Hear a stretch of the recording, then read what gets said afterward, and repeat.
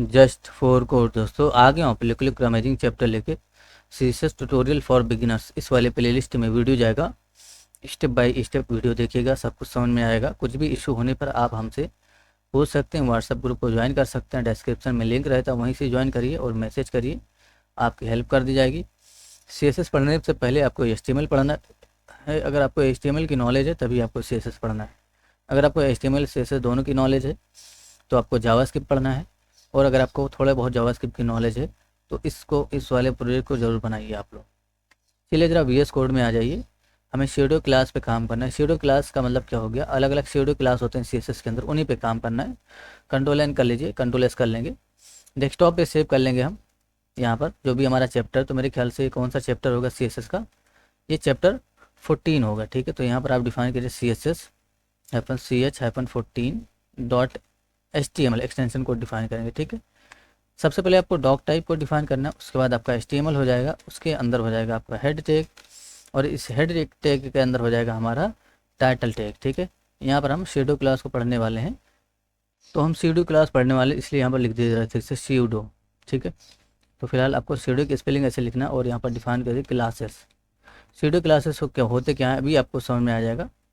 ऐसे मैंने डिफाइन कर दिया टाइटल, और यहाँ पर बॉडी के अंदर आ जाऊँगा और बॉडी के अंदर हम डिफाइन कर दें। तो हेड टैग के नीचे बॉडी स्टार्ट करते हैं, H1 का यूज़ करिए, डिफाइन करिए ज़रा जस्ट फॉर कोड। ठीक है, कुछ भी लिख सकते हैं, कंट्रोल ओ कर लीजिए और इसको हम ओपन विद गूगल क्रोम कर लेंगे। ठीक है, तो ये हमारा CSS वाला चैप्टर होगा, इसके अंदर देख लीजिएगा ये वाला है। इसको ओपन विद गूगल क्रोम कर लीजिए ताकि ये क्रोम में ओपन हो जाए। ये देखिए आ गया।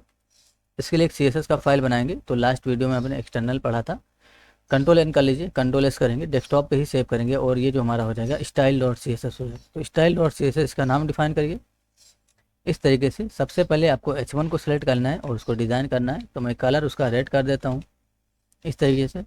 फ़ॉन्ट फैमिली डिफाइन कर दूंगा इसका वर्दाना, तो ज़रूरी नहीं कि आप वर्दाना दीजिए, जो भी मर्जी आप देना है दे दीजिए।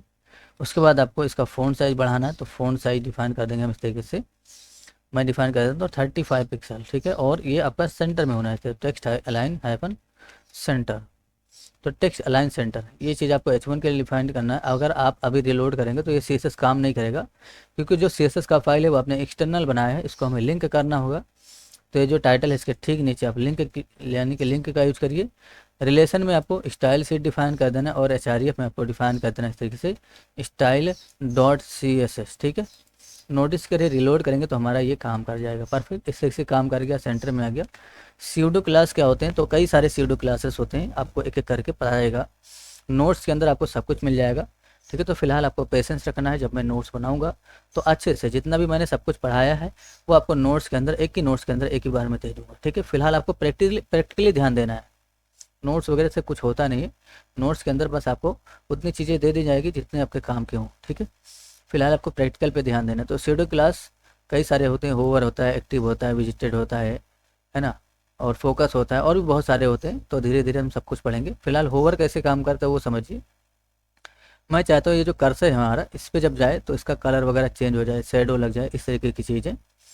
तो यहीं पर आ जाइए, आपको H1 को सेलेक्ट कर लेना है और शेडो क्लास लगाने के लिए आपको कॉलन का सिंबल देना है, और कोई भी shadow class, after shadow class, backdrop, before, content, है ना, क्यू, इस तरीके के बहुत सारे शेडो क्लास हैं। तो फिलहाल मुझे होवर को यूज़ करना है, होवर शेडो क्लास का यूज़ करेंगे इस तरीके से। और यहाँ पर क्या करना चाहते हो, होवर का मतलब जब इस पर कर्सर होवर होगा, यानी कि जब कर्सर लेके जाएंगे तब। ठीक है, तो यहाँ पर आपको करना क्या है, बैकग्राउंड कलर अगर आप देना चाहते हो तो मैंने बैकग्राउंड कलर येलो दे दिया इस तरीके से। तो क्या होगा अभी अगर हम रिलोड करें और यहाँ पर कर्सर लेके जाएं, ये देखते हैं ना, बैकग्राउंड कलर येलो हो जाएगा इस तरीके से। ठीक है, फ़ॉन्ट साइज़ बढ़ाना चाहते हो तो आप यहाँ पर फ़ॉन्ट साइज़ बढ़ा सकते हो इस तरीके, तो फ़ॉन्ट हाइफन साइज़ का यूज़ करिए और यहाँ पर मैं डिफाइन कर देता हूँ 49 पिक्सल। तो फ़ॉन्ट साइज़ भी इसका बढ़ जाएगा। रिलोड करिए, अब इस पर कर्सर लेके जाएंगे, देखिए फ़ॉन्ट साइज़ बढ़ गया ना इस तरीके से। ट्रांजिशन वगैरह अगर आप लगाएंगे तो थोड़ा काफ़ी स्मूथ हो गए, तो ट्रांजिशन का यूज़ करिए इस तरीके से। और मैंने डिफाइन कर दिया 0.5 यस ईच, ऐसे डिफाइन किया 0.5 यस ईच। तो अब थोड़ा स्मूथ होगा, ये जो काफ़ी फास्ट हो रहा था अब ये थोड़ा स्मूथ होगा, ये देखिए ना स्मूथनेस है इसके अंदर। तो आप ऐसे ट्रांजिशन लगा के काम कर सकते हो। तो अलग अलग सीडो क्लास होते हैं अलग अलग काम के लिए। जैसे ओवर काम हो गया, इसका होवर करने पे काम करेगा। ठीक है, कुछ एक्टिव होते हैं, कुछ हमारे जो है फोकस होते हैं, तो उन पे भी काम करना सीखिए ज़रा। एक बटन बना लीजिए, यहाँ पर सबमिट के नाम से मैंने बटन बनाया। ये जो आपका बटन है वो यहाँ पर दिखेगा इस तरीके से। इसको पहले हम डिज़ाइन कर लेते हैं, ये जो टेक्स्ट अलाइन हमारा सेंटर है इसको रहने देते हैं हम, यानी कि ये चीज़ बैकग्राउंड हटा दीजिए होवर करने पे और टेक्स्ट अलाइन सेंटर हटा दीजिए यहाँ से, तो ये आपका यहाँ पर स्टार्टिंग में आ जाएगा। इस पर कर्सर कर ओवर करेंगे तो ये सिर्फ बड़ा होगा, ठीक है, इस तरीके से परफेक्ट। बटन पे काम करना है तो सबसे पहले आपको बटन को सेलेक्ट करना होगा। तो बटन के अंदर हमने सबमिट लिख दिया है, यहाँ पर आ जाइए, बटन को सेलेक्ट कर लीजिए इस तरीके से, और बटन को आपको डेकोरेट कर लेना है सबसे पहले। तो जो बॉर्डर है उसको हमें नन कर देना बटन के लिए ताकि वो अच्छा दिखे। बैकग्राउंड कलर थोड़ा हमें कुछ यूनिक रखना है, तो मैं ये वाला कलर डिफाइन कर देता हूँ। इसके अंदर जो कलर है यानी कि जो टेक्स्ट का कलर है वो वाइट होना चाहिए, इसलिए वाइट डिफाइन कर दिया इस तरीके से। अगर हम रिलोड करके टेस्टिंग करें तो नोटिस करिए बैकग्राउंड कलर हमारा ये ऐसे आ गया और टेक्स्ट का कलर वाइट हो गया। थोड़ा इसको बढ़ाना है इसलिए आपको पैडिंग देना होगा, तो पैडिंग का यूज़ करिए।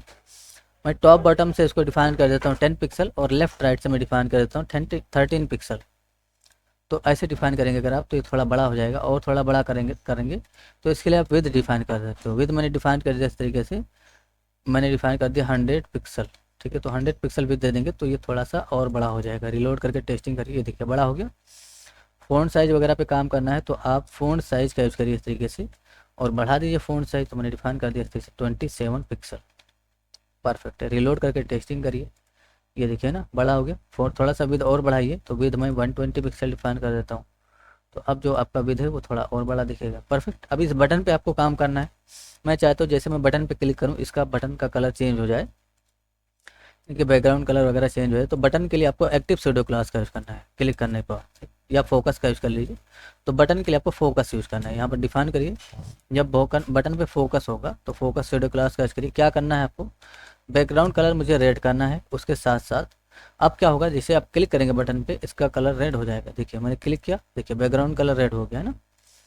तो बटन के लिए फोकस काम करेगा, इनपुट के लिए फोकस काम करेगा, इनपुट फील्ड के लिए, बाकी सभी के लिए फोकस नहीं काम करेगा। जैसे H1 के लिए अभी आपका फोकस नहीं काम करेगा, ठीक है।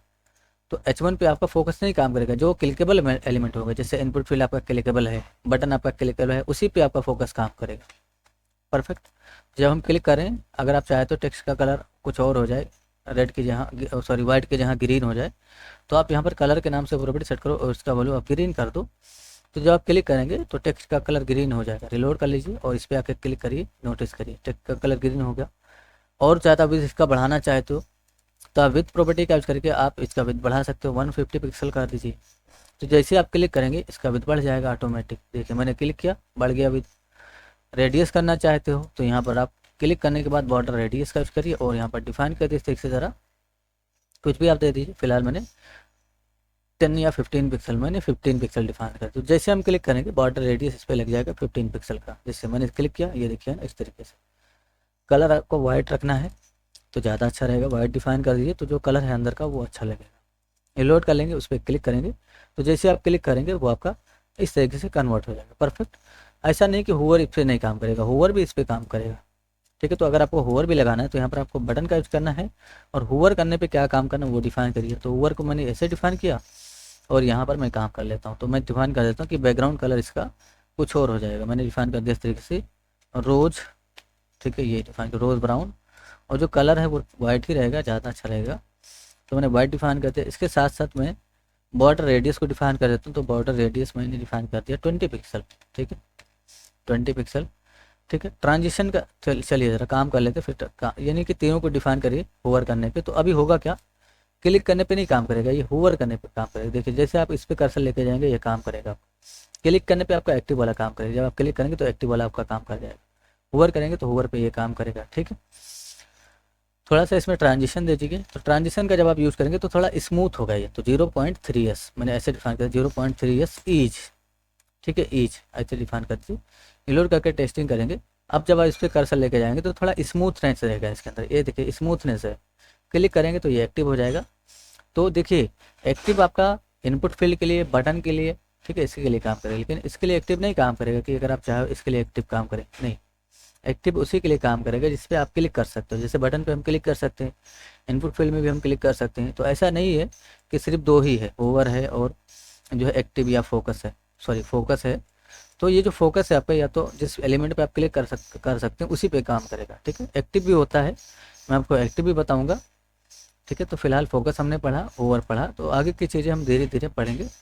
पेशेंस रखना है और इस पर आपको प्रैक्टिस करना है।